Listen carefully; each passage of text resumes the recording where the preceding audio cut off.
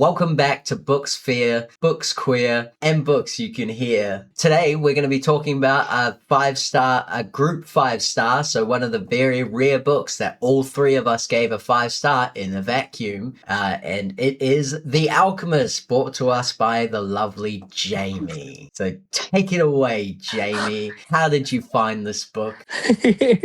I just found it at the bookstore. It wasn't really recommended to me or anything interesting like that. But as soon as I picked it up, and it's one of the few books people have come up to me as I'm reading it and be like, "Oh, I read that book. I really love that book."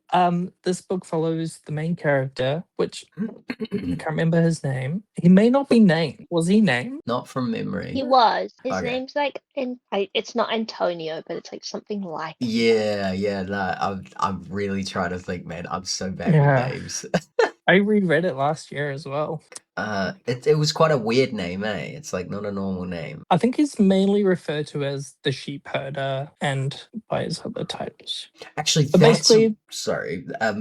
Just while I'm thinking about it, now that you say that, that's actually a really good point, and why I loved it so much is because I fucking hate names. I just hate them.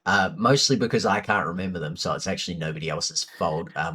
But when I write a story, I like to I try not to use names as much as I can, so I like to refer to them as what they are. So the sheep herder, the knight, the gay, or something. You know, like maybe not that last one, but I think that's something that I felt a connection with this book because it does do that a lot.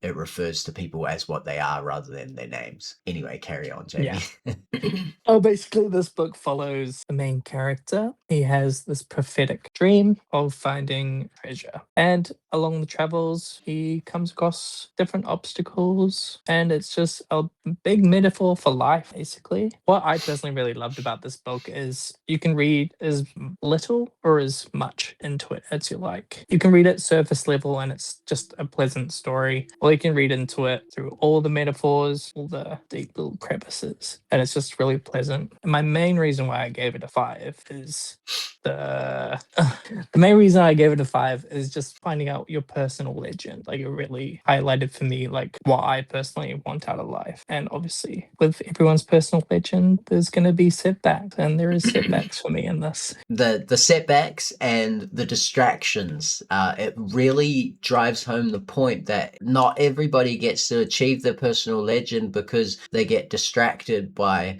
whatever's going on around them, or like they get stuck in a loop. And it's really great because it's quite a timeless book in this way. Like when he's working at the jewelry store, actually every single time he gets stuck, it's so relatable because it's like you get stuck in a job, you get stuck in a relationship. So it's so relevant to life. And actually, I would put this book somewhere close to The Art of War with how relevant you can make it to your own life.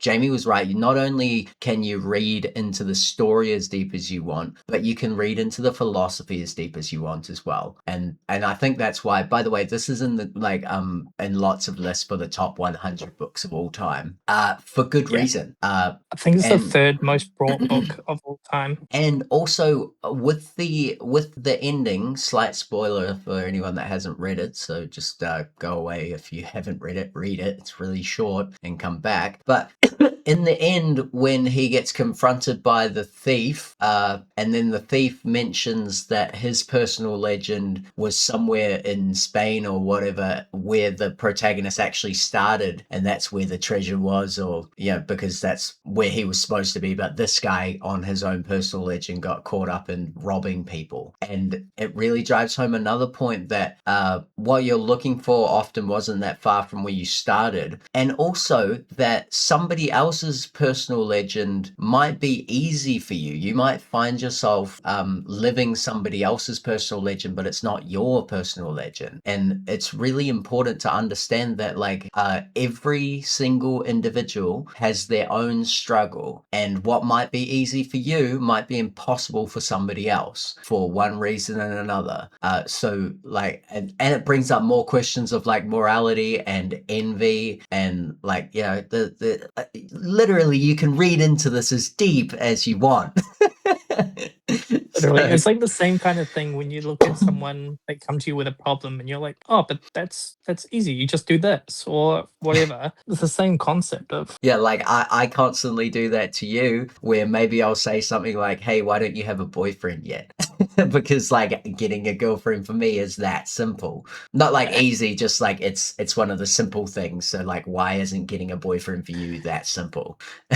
um, but obviously difficult. there's layers of irony when I say that because like I know what's going on. But that's 100% what this book is about. The book is about fucking everything about being a person, really. Yeah. What do you take away from it, Anna? I will always be a little bit biased to this book because me and Jamie do this wonderful thing where every year at Christmas we exchange. Well, now it's the favorite book that we read that year, but the first year we did it, it was just favorite book in general. And Jamie got me The Alchemist, and so I loved it from the get go because I was two. But an unbiased reason why I love is because I think as an atheist leaning agnostic, it's easy to be alienated by religious talk in books, especially when a book is trying to be inspiring with its religious talk. It kind of falls flat when you just don't believe that. And like I'm not saying that in like a trying to say that in a negative way. It just kind of is what it is. But I think this book does a really good job of making it still relatable even if you don't hold that belief. And like you could take I when I was reading it, I took all of the god mentions to be kind of more like the universe, like the magic of the universe kind of vibes, rather than like the spiritual or religious like god figure that I don't personally believe in. So I think Yeah. that's really admirable because like a book like Life with Pi I found very alienating. But I don't think The Alchemist has the same problem. And yeah, just the same thing with the personal legend, like that's just really resonated and it stayed with me all this time. Still working on it, keep getting trapped, but getting there. I think we've at least made it to the desert now. That's I haven't met actually the alchemist yet, but I'm at the desert. Yeah, I found the guy with the hawk. That's actually a really brilliant comparison you just made between The Alchemist and Life of Pi, and you were right. Life of Pi was so much more alienating. Life of Pi has beautiful poetry in the way that it's written, and it's visually spectacular. I'll always say that. But The Alchemist is so much better for a personal journey, and yeah, you're right. It's a lot less alienating, and you've given me a Yeah. I lot to mean, think about. the moral of Life of Pi is kind of encourage you to believe in religion, but I think The Alchemist, the Is moral that of the what you story got is from just that? I just cried because Richard Parker didn't turn around. oh, yeah, me too. That's why I hate it. And I think that's why Pi hated it too. But that's the thing with the alchemist though, like a lot of it is up to interpretation. I don't even remember it like saying God or like referencing God. Like you said, it's like more like to me, it just came to me more of like the universe helping him, looking out for him. I think it's only really at the end where you have the wind thing. Has been a while since I've read it, and I lost my Yeah. copy. My ex flatmate stole it. Taku, you're on my fucking watch list. Give me that book back.